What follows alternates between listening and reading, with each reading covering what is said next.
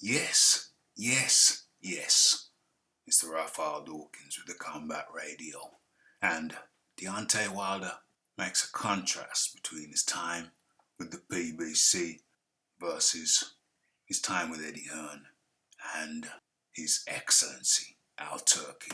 Okay, without much further ado, let's get into it. And I talk to His Excellency all the time, and I tell him I appreciate him for coming into boxing because no one in the world has been able to promote boxing the way they do. No one in the world has been able to put fights together the way that they have. People were crying out while Deontay Wilder was with PBC. People were crying out for him to fight the top fighters. That proved difficult. He seemed highly reluctant to fight the top guys. He was content with fighting lower top 10 guys like Luis Ortiz, that being his best win. And that was his highest, that's his best win to date so far. And he's on the downward slope now. Why, I would say, even he acknowledges that. So I don't even think that's a question. He's on a downward slope. He stepped up versus Tyson Fury when Tyson Fury was basically coming off his retirement, his enforced retirement due to certain issues, dope testing issues. He came out and fought Tyson Fury when he thought Tyson Fury was washed up, and that proved to be a mistake. So he's turned down multiple offers, turned down Anthony Joshua multiple times, turned down Dillian Whyte when Dillian Whyte was good multiple times. He even told Dillian Whyte that he'd make him wait for 2 years. Well, he was good to his word, actually made him wait for longer than that. They'll probably never fight. But money changes everything. Al Turkey was able to come in with, I don't even think it's more money than Matchroom, but Al Turkey came in at a time when Deontay Wilder realized he'd fumbled the biggest bag of his career against Anthony Joshua. And now he realizes his mistake. He doesn't want to leave the game with money still on the table. Money that, one could say he was forced to turn down. He was brainwashed into turning down by PBC. And once he understood his mistake, he's now on a campaign to make sure he gets every penny out of every bag that he can get. Okay, let's continue. Put fights that fans wanted to see, and they're continuing to do that. And he says that under Al Turkey, Eddie Hearn, they're making fights that the fans wanted to see. Well, we could have had fights that the people wanted to see, but you were misguided, you were blinded, you were brainwashed by the previous outfit that you were with. It seems that only now have you come to your senses. They believe in keeping a fighter fighting consistently. And that's one of the biggest problems that boxers encounter with the PBC. It's a fight every now and then, maybe once a year if you're lucky. Oftentimes once every 18 months. And sometimes, as in Deontay's case, he was out of the game for damn near 2 years after his last fight with Tyson Fury, prior to his last fight with Joseph Parker. So he had the opportunity. He had the opportunity with under Eddie Hearn, but he declined. I believe he was brainwashed. And I think that's a big deal, because you get fighters like me that goes a year or 2 years without fighting, and sometimes, time go by so fast, especially when you have other outside things going on. Time goes by so fast when you're a boxer first. That's your bread and butter. That's what gave you those silk sheets. Well, actually, he's fighting Tyson Fury. That took it up a level for both of you.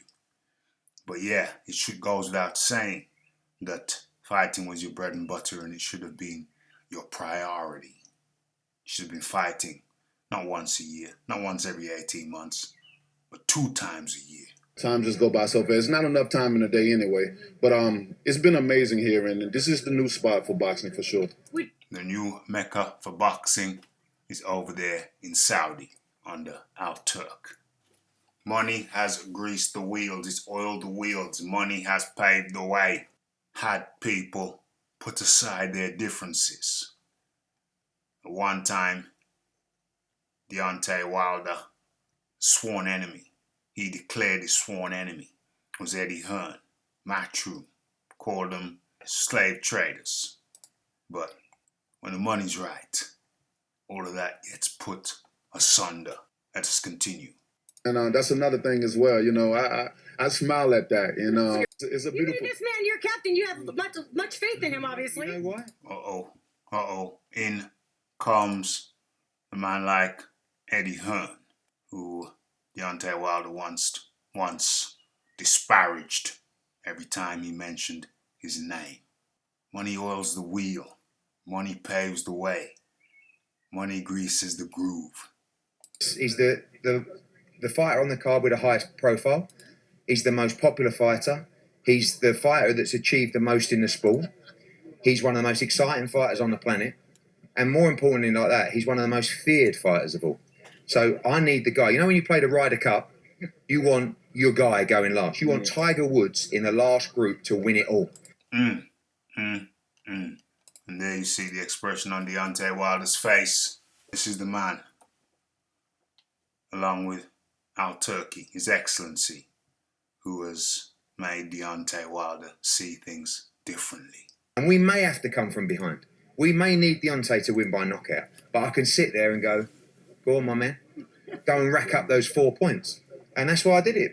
Okay, so Eddie Hearn speaks lyrically and waxes lyrically over the virtues of Deontay Wilder, and Deontay Wilder is a fan now. Things change with time, and Deontay Wilder wants to be a part of that change. Time brings about change, and I love being a part of change. And again, you have to owe it to His Excellency Turkey. You know, he have brought enemies together to work together, and it's a beautiful thing. Our Turkey has brought enemies together to work together, and that's a beautiful thing. Come on, Deontay, preach the good word. When we all work together, the fans get to see what they want to see. They get to pay their hard-earned money to see the fights that they want to see, and they get to see it consistently over and over and again. So I am so pleased and happy to be a part of change. Pleased and happy to be a part of change. What changed? The money changed. You woke up and realized what this thing was all about. Money and accomplishments. You know, and hopefully this wave continues on forevermore. That other fighters will get the opportunity to be a part of this and to witness greatness. Free agency has never looked so good for you. Damn, to witness greatness. To witness greatness. Yeah, it's great when people fight each other. You were a champion for damn near 5 years. You were a champion for 5 years. And your list of fighters reads like who the hell is he? And that, quite frankly, is shameful. You woke up, you smelled the coffee, you realized that fighting the top guys, win, lose, or draw, was far more lucrative than the way you were raised under the PBC to cherry pick mediocre fighters and try to fool the public. Well, that can only last for so long, my friend. Come on now. It can only last for so long. That's he always got to say.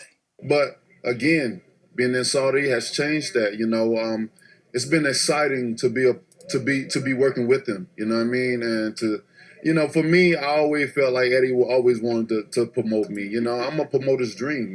Promoter's dream? I don't know. Possibly. I mean, you know, if you were fighting the top guys, then maybe it would have been a promoter's dream. But you weren't bringing in the numbers to be a promoter's dream, though.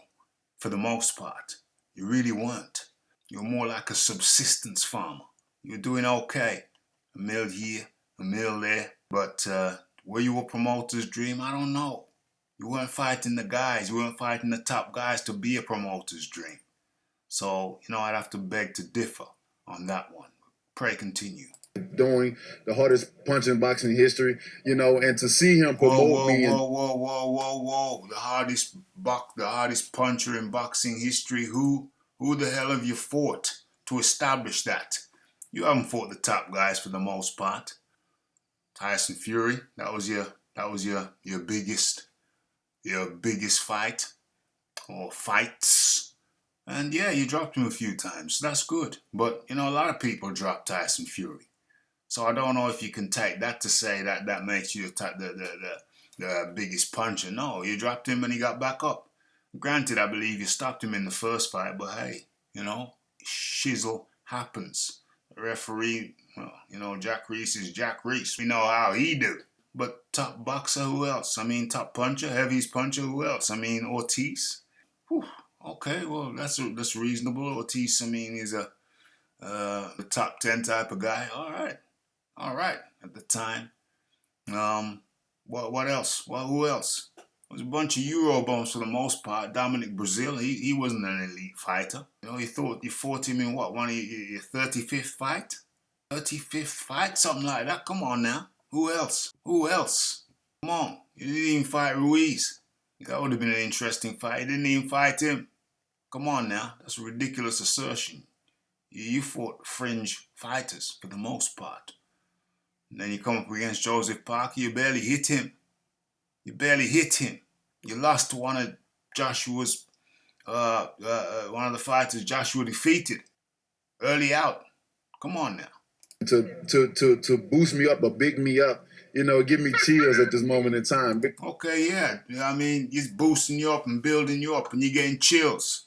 You could have got them chills years ago for more money. Come on now. Because, he is a talker and he can big his fighters up. And to see him talk about me, it makes me excited. It makes me want to complete the mission, complete the job and complete the mission, complete the task and get the job done. I think we're gonna go a 5 sweep. A 5 sweep. Well, I don't know about that. But it is nice to see Deontay Wilder wake up and smell the coffee under the guidance. Where is it? Has he gone? Under the guidance of Eddie Hearn. And, it's good to see that he's a part of the change. But unfortunately, Deontay Wilder, he did it too late. He was brainwashed, he was fooled, he was tricked, he was hoodwinked away from the biggest bags by the PBC and his manager, or one of his managers. Lots of people got shares in it. They cut him up like a pie, like a cheesecake. He got hoodwinked, but he's lucky that he stuck around and he was around for the emergence of His Excellency hooking up with Bricktop, Frank Warren, and Eddie Hearn. And of course, it was Eddie Hearn who started the Saudi thing rolling, taking Joshua over there, and the world followed with sticky fingers. Okay, so there you have it. Deontay Wilder compares and contrasts his time with the PBC versus his time with Eddie Hearn and Al Turkey, His Excellency.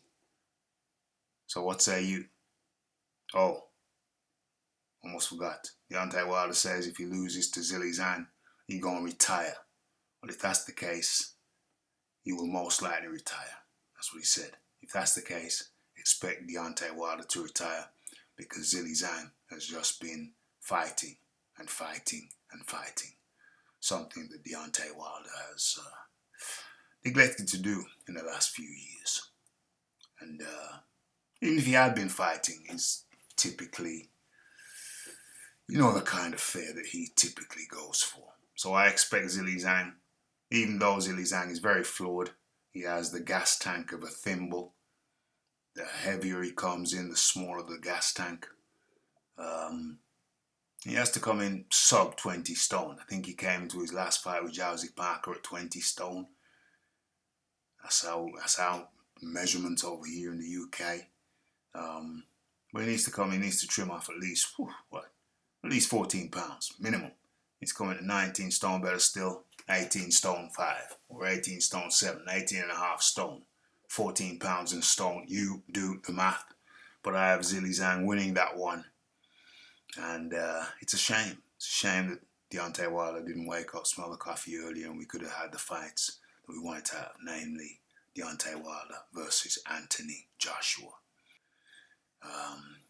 Yeah, it's Raphael Dawkins, Combat Radio, and I'm out.